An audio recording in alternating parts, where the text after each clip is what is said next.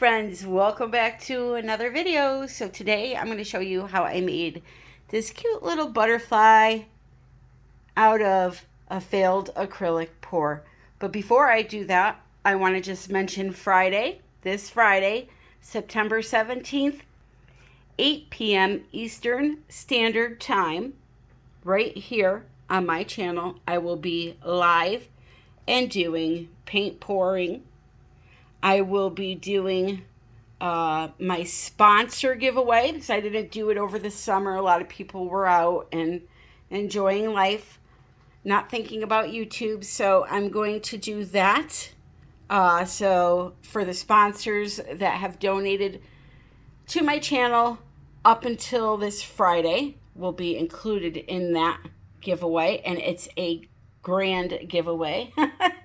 I got some really nice gifts lined up, and then also I'm going to be doing one for viewers, so I hope to see you there. And yeah, again, you'll be able to paint along with me. I need you, if you're going to do that, to have out Floetrol, water, and medium-bodied paints such as just like a Liquitex or an Amsterdam or something that's medium body, okay? So bring those out and get your cups out and all of that, and we will do a mini workshop. So again, that's this Friday, September 17th, 2021 at 8 p.m. Eastern Standard Time. Okay, let's see how we did this butterfly. Okay, so this painting I did about a month ago. It was an open cup acrylic pour, and I put it on YouTube, and I had done 2 paintings, and this one failed, so I did a swipe and told you I would come back to it at a later date. Well, here we are. So what I decided to do was take this painting, apply a stencil to it, and black out some of the areas that I didn't like, and do a little bit of bling bling work on a butterfly. So I had this cute little stencil laying around. I positioned it on the canvas to where I thought I would get the best look, and started to trace it out with a marker. Now at first I decided to use a black marker, but I forgot that I'm getting old and my eyesight's bad. So when I lifted the stencil the first time, I was having a hard time focusing on where I needed to paint. So I did end up going back and retracing it in white so that I could see it better. But here I'm just showing you how I had originally traced it in the black. I literally did the same thing with the white marker, just went right over it again. Now, with a stencil like this, these little thin areas that are cut out, they can be pretty tricky to trace. So you have to go slow, and you may have to hold them down at a certain point. You see me here, I take a ruler and hold it down just to get through that one section because I kept wanting to lift up on me. So after I finished tracing the whole thing in black and then white, here is the reveal. And I'll be honest with you, I went a little bit further with the tracing later on in this video. I wish I hadn't. I wish I had just stopped at white, but it still came out really pretty. So I decided to show it to you guys and explain what I did. Now, of course, you don't have to use black acrylic paint to do this. You can use whatever color you want. These are just my choices that I show you when I am teaching, but I chose to use black, and just started kind of shading the outer edge of the entire butterfly to make it stand out a little bit easier for me. So just with a little bit of black acrylic paint, I went around the whole entire outer edge. So I mentioned to you that I went a little bit further with the tracing. Now I don't show it in the video, but what I ended up doing was I ended up taking a gold marker and going over the top of the white marker, and then I didn't like that. I went over the gold with white again and then some more gold. I was really being fussy and picky with this one. But again, it turned out really pretty. I just wish I had just stuck with the white though. So here it is all blacked out. Now I decided to go around and add some gold leafing. So this is Speedball metal leaf adhesive, and it's very liquid. You just paint some on the canvas wherever you want it, let it dry, and then come back about a half hour, 45 minutes later, and lay your gold leaf on top of it. When I say it dries with a tack. So as soon as you put the gold leaf on, it sticks wherever you put it. Now, I did not show you the process of me putting the adhesive down. It's very easy. You literally dunk a paintbrush into the liquid and draw lines wherever you want to put down your gold leaf. All right, it's very simple. This video, if I had shown every single step, would have been a 3-hour video. So that's why I cut out a lot of it. But it's self-explanatory, very simple.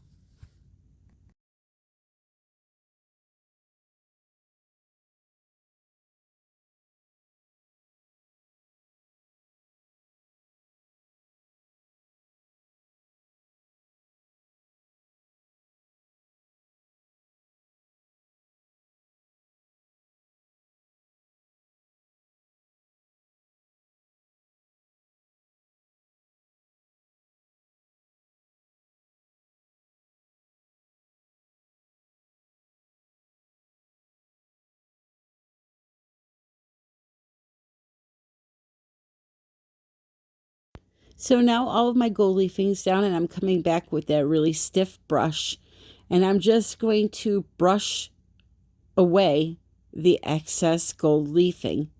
Now you may want to do this outside or on top of a piece of plastic. This stuff gets everywhere. It is a mess, but it's so pretty in the end. Totally worth it. So just brush away at the entire painting, and you'll end up with wherever you had put that adhesive is where you're going to have gold leafing. So now I'm going to come in with my favorite glitter glue, which is Stickles. It's down in the description of the video, the link to buy it.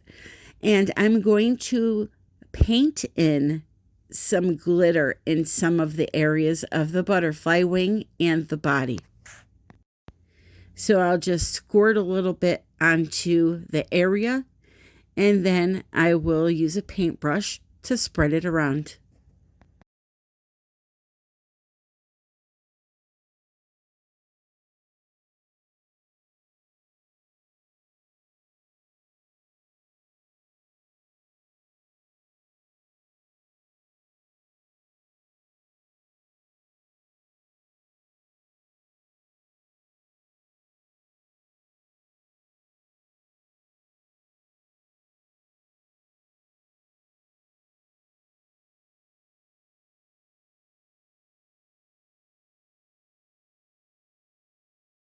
So now I come in with a different color, which is called Sea Glass, and I want to use it on the outer edge of the wings in those little holes, little circle patterns. So the next view you're going to get after this scene here will be the part where I come back in and I have already traced over it with the gold marker, the white marker, the gold marker, the white marker.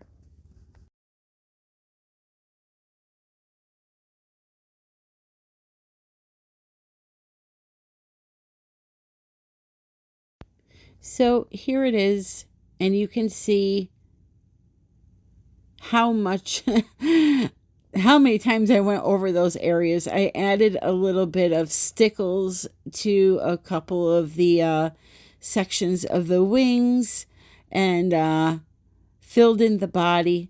I don't know. I like it a lot, but I think I might have liked it better with just the white? Let me know what you think in the comments below. So now it's time to bring this all to life, and let me show you how.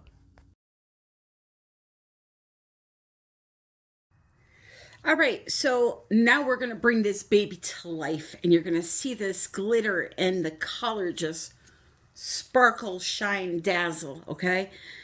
What I'm using to do that is KS resin. Now, KS resin is a two-part resin, which simply means however much of one bottle you use the same exact amount of the other bottle.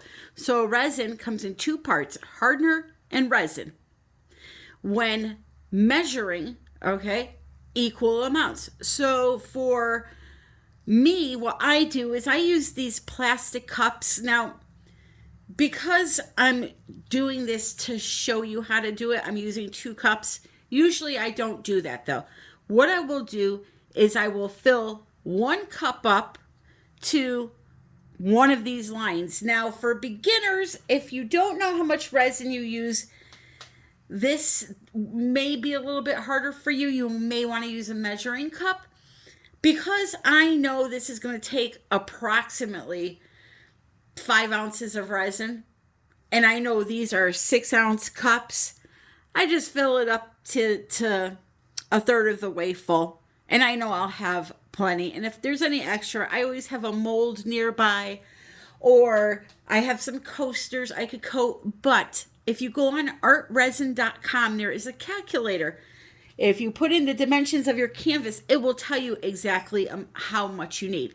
So if you need, let's say, 6 ounces of resin, you're going to need a measuring cup that has ounces on it.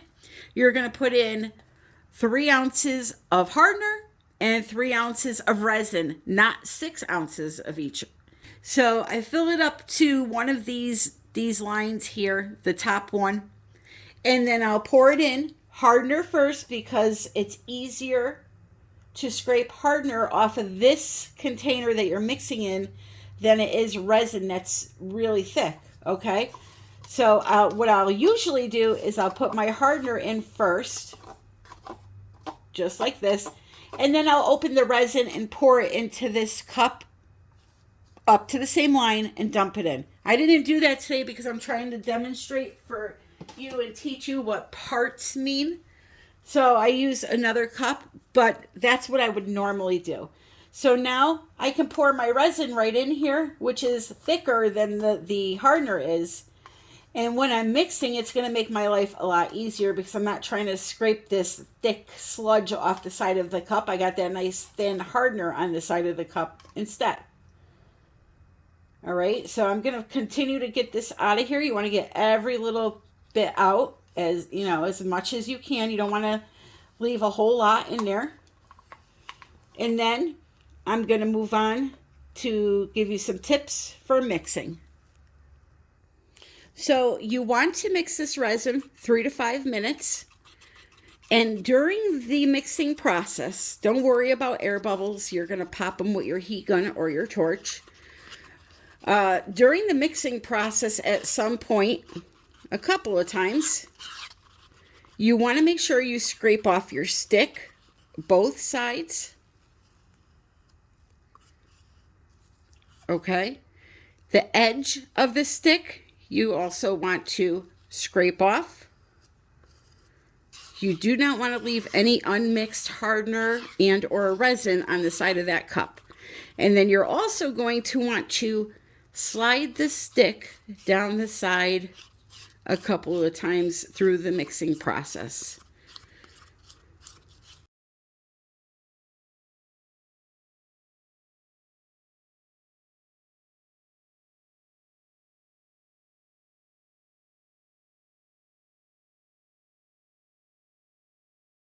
If you're coating coasters, for example, and you are doing one coaster at a time, while you're doing that one coaster, this large amount of resin is sitting in a cup.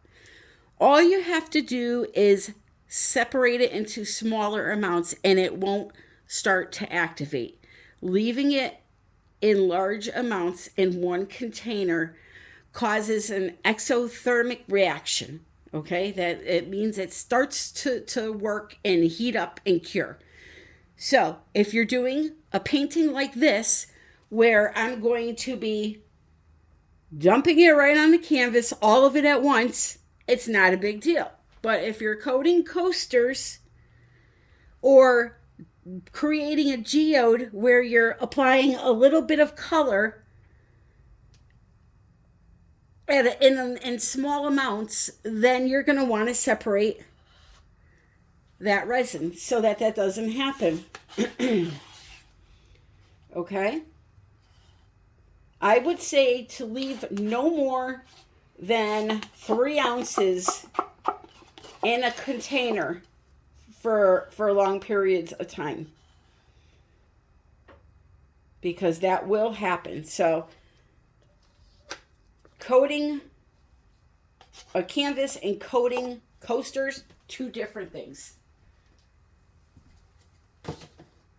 I've seen people complaining that, you know, it's not their fault, it's the resin's fault. And I asked them to send me a picture, and they got a big old 20-ounce bucket of resin sitting there, and they're drizzling a little bit on at a time on their coaster and rubbing their finger. I'm like, that resin cannot sit in that cup like that.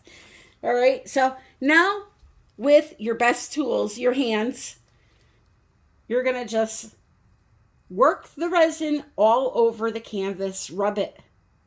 Okay? Rub it down. Give it a massage. Get it right up to the edge, but don't go over the edge yet. If it does go over the edge on its own, that's fine. Just don't start pushing it over the edge yet.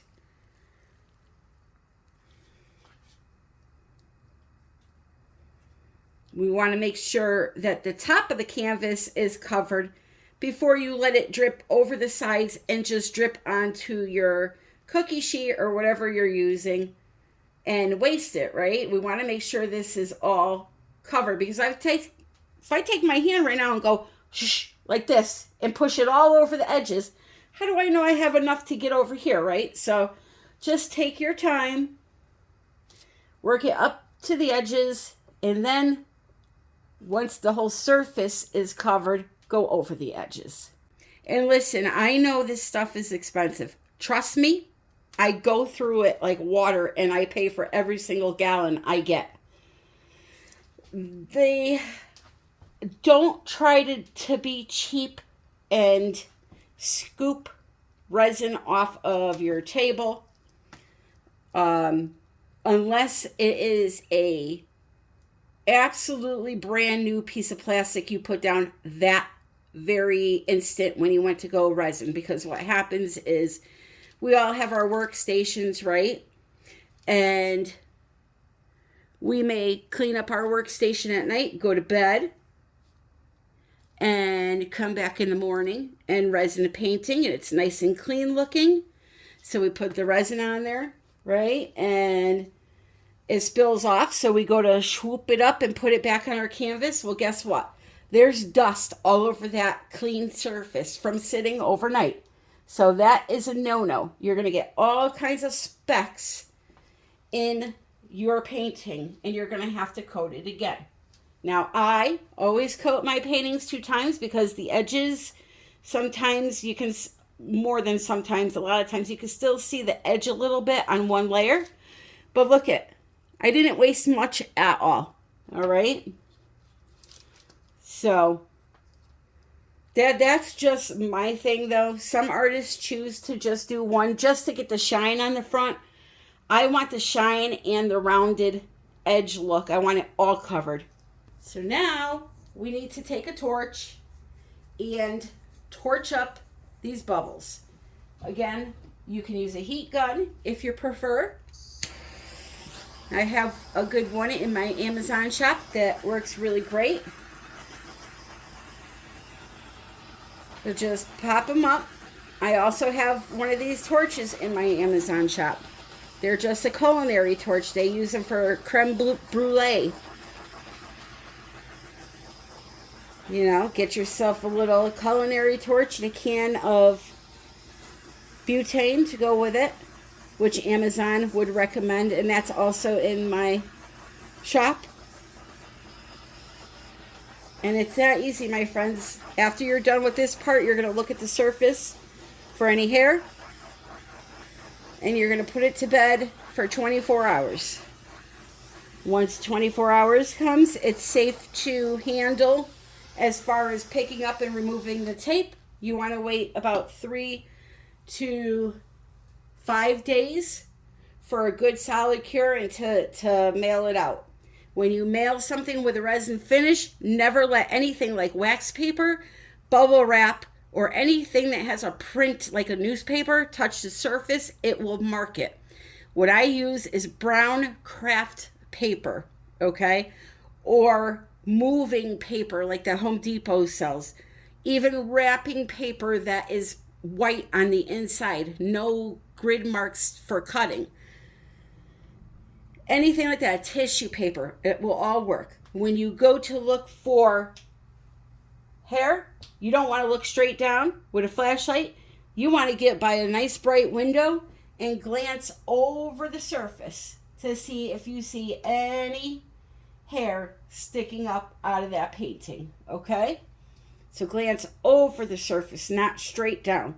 You can use a light, but again, when you're doing that, glance over the surface. So let me give you a close-up. This is so cute. So we went and took that ugly painting and transformed it into something totally cool and unique. Now you can see all the glitter. You can see the colors again. Very, very pretty and very simple.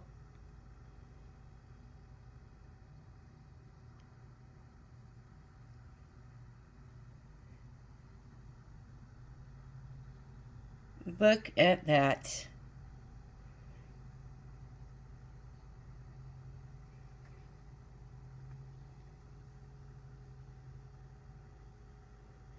So that Stickles glitter glue, I have that in my Amazon shop. Just check it out. What I'll do in the description is I will, look at how it sparkles. I will put the link for the products that I used in this video in the description.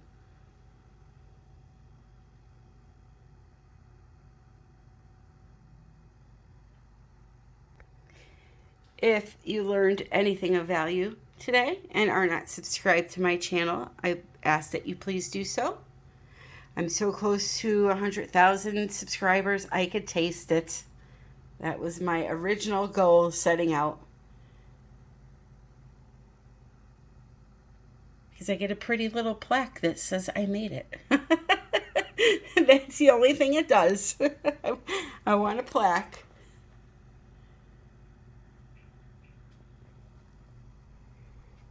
Alrighty, my friends. I hope you all have a beautiful day and happy pouring.